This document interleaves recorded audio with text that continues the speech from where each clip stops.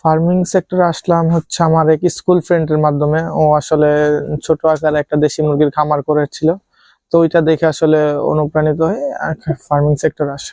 প্রায় 1.5 বছর আগে হচ্ছে আমি ফার্মিং সেক্টরে আসি। প্রথমে আসলে আমি অল্প কিছু মুরগি দিয়ে, দেশি মুরগি নিয়ে আসলে খামারের যাত্রা শুরু করি। এরপরে হচ্ছে আমার টাইগার মুরগিতে আসে। টাইগার মুরগি লালন পালনের ক্ষেত্রে হচ্ছে ঠান্ডার সমস্যাটা সবচেয়ে বেশি আমার মনে হয়, যে এটা যদি কেউ মেনটেন করতে পারে এরপর আর কোনো সমস্যা থাকে না। আমি টাইগার মুরগি খামারের পাশাপাশি আকিস গ্রুপে কর্মরত আছি। একটা টাইগার মুরগি প্রাপ্তবয়স্ক হচ্ছে 5 কেজি পর্যন্ত ওজন হয়ে থাকে, 5 কেজি 6 কেজি ওজন হয়ে থাকে।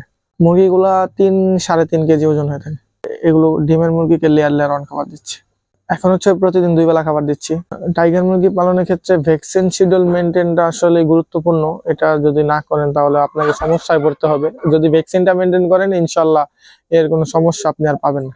প্রতিদিন 30 থেকে 35টা ডিম পাচ্ছে। আমাদের খামার আসলে এখন ডিম ওরকম একটা বিক্রি হয় না, আমাদের বাচ্চার অর্ডার থাকে, আমরা বাচ্চা সেল করে থাকি। বাচ্চার রেট এখন 55 থেকে 60-এর মধ্যে। প্রতি 9টা মুরগিতে একটা মোরগ দিতে হবে। আমাদের খামারের লিটার গুলো হচ্ছে গরমের দিনে আমরা মাসে 2 বার চেঞ্জ করে থাকি এবং শীতের মধ্যে হচ্ছে 3 বার করতে হয়।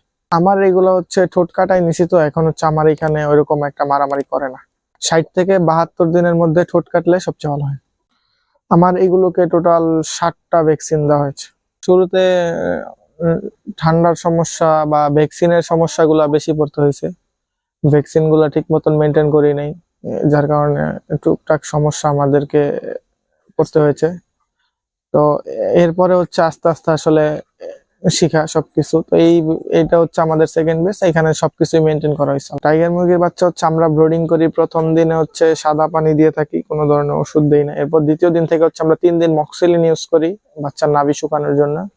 তৃতীয় দিন থেকে আমরা হচ্ছে 2 দিন থায়ামিন ইউজ করি যেন প্যারালাইসিস সমস্যাটা না হয়। এরপর 6 দিনে ভ্যাকসিন করে এরপর হচ্ছে আমরা মানে ওইরকম একটা মেডিসিন ইউজ করি না। আমার এই খামারে হচ্ছে আমার আম্মা আমাকে পুরোপুরি সাপোর্ট দেয় এবং উনি এটা দেখাশোনা করে। প্রতি মাসে 5 থেকে 6 হাজার টাকা আমি এখান থেকে উপার্জন করতে পারতেছি। প্রতিদিন খাবার, ওষুধ, কারেন্ট বিল সহ আমার 450 থেকে 400 টাকা খরচ হচ্ছে। আমি আসলে বলবো যে আপনারা অতিরিক্ত না নিয়ে অল্প কিছু দিয়ে শুরু করেন। 5 পিস, 10 পিস, 15 পিস, সর্বোচ্চ 50 পিস আপনি নিয়ে শুরু করতে পারেন। আগে আপনি অভিজ্ঞতা অর্জন করেন, এরপরে হচ্ছে আপনি বেশি তোলেন, সমস্যা নেই।